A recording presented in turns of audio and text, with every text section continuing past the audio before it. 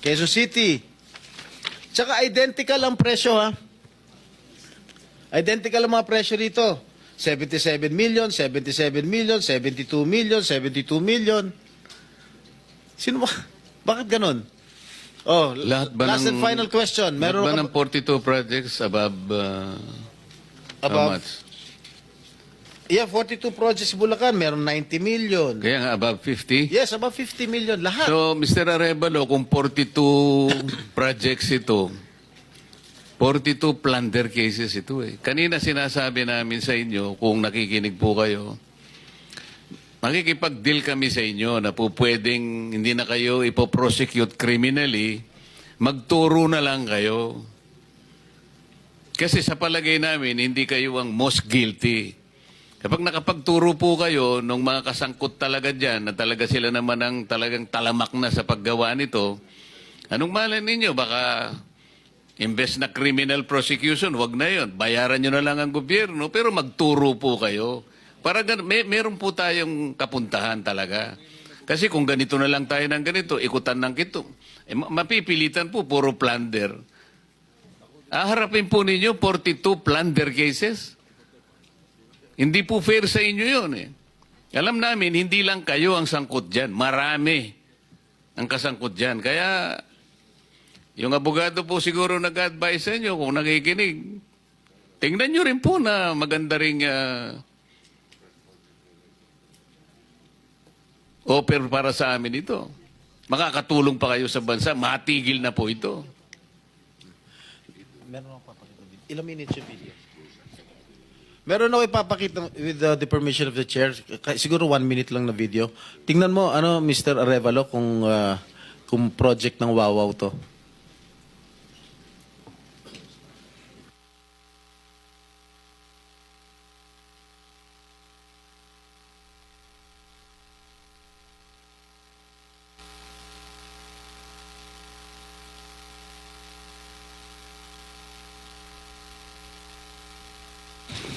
Familiar ka dito? Familiar ka, Mike? Hindi po, Your Honor. Hindi. Dahil, hindi ka nga talaga magiging familiar dahil ghost nga. Tama?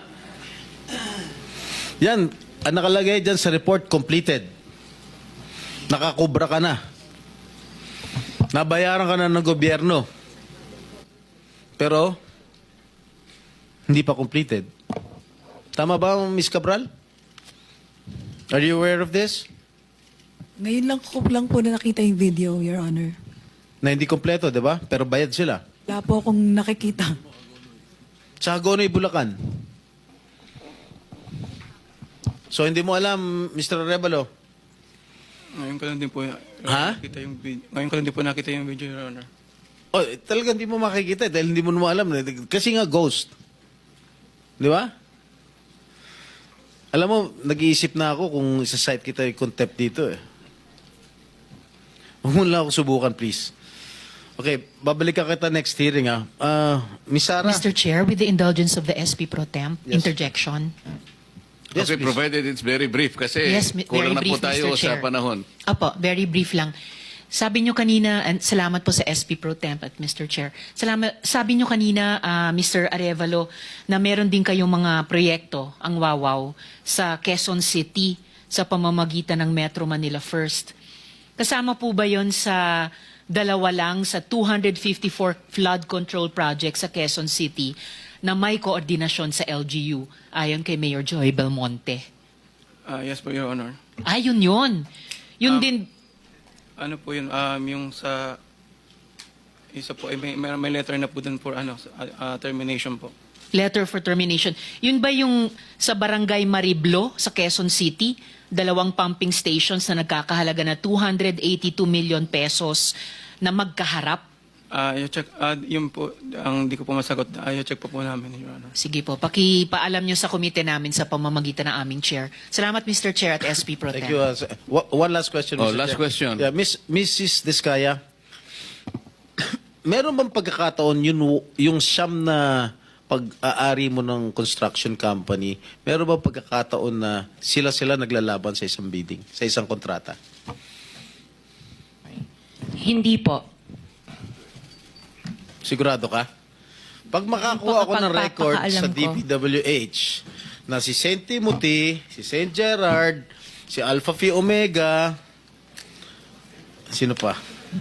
Si Alpha and Omega and St. Gerard, hindi po sila nagsasali sa isang bidding. Pero Okay yung nga. ibang licenses, magkakasama sila minsan. And then, so minsan naglalaban-laban yung Sham. Yes po. Oh, so that is not a legitimate bidding.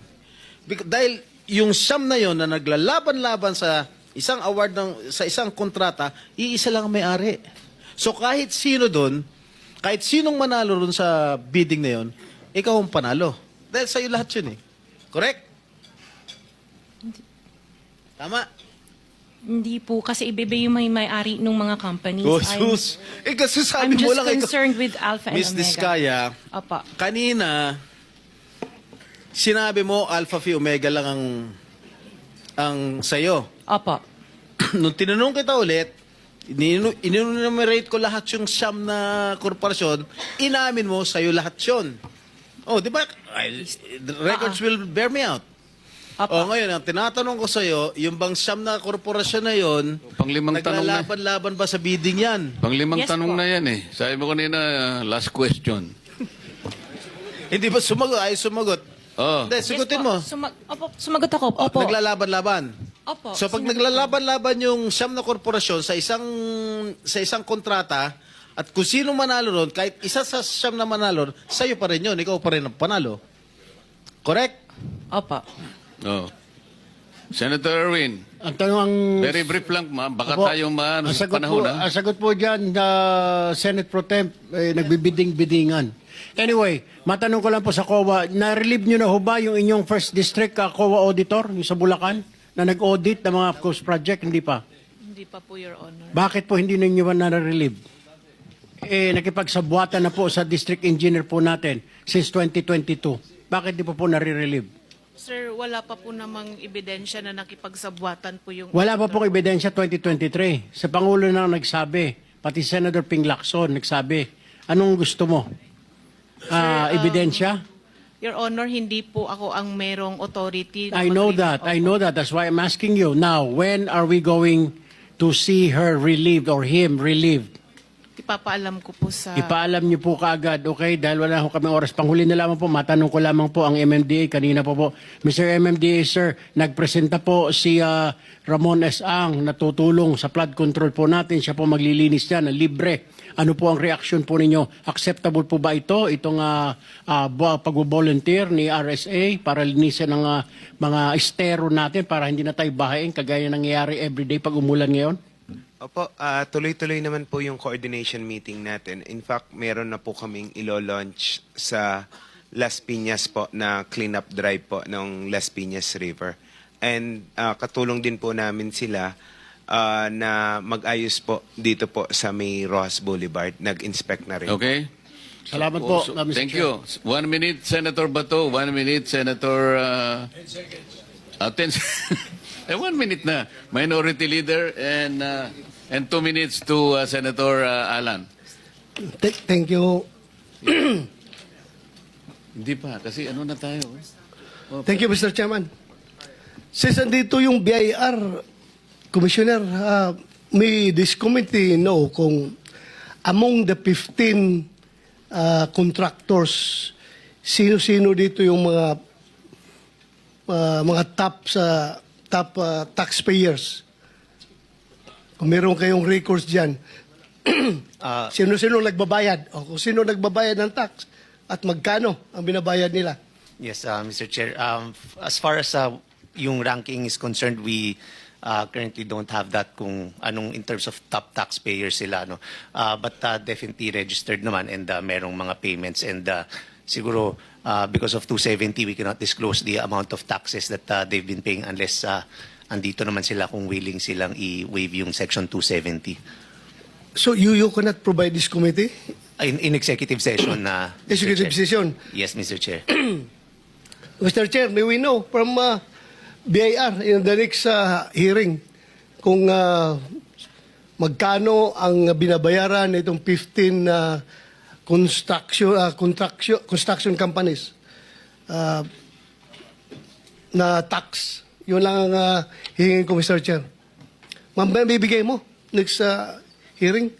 Madala mo yung data. At kung gusto mo, executive session, kaya mo? Executives, because that's a condition for Section 270, unless they waive their right to against the confidentiality under Section 270.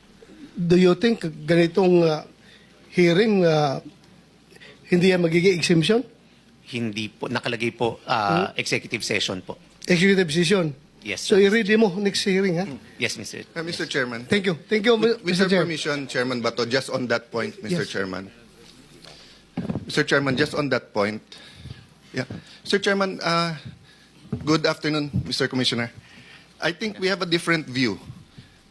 If you look at jurisprudence and dun sa Article 270, pag in-order ng Presidente or congressional hearings, you can disclose. What 270 prohibits is the unauthorized disclosure by a BIR employee. But when Congress asks you to disclose, you can disclose without liability.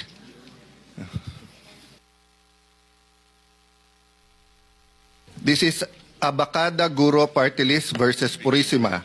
Congress' power of oversight is intrinsic in the grant of legislative power and it in itself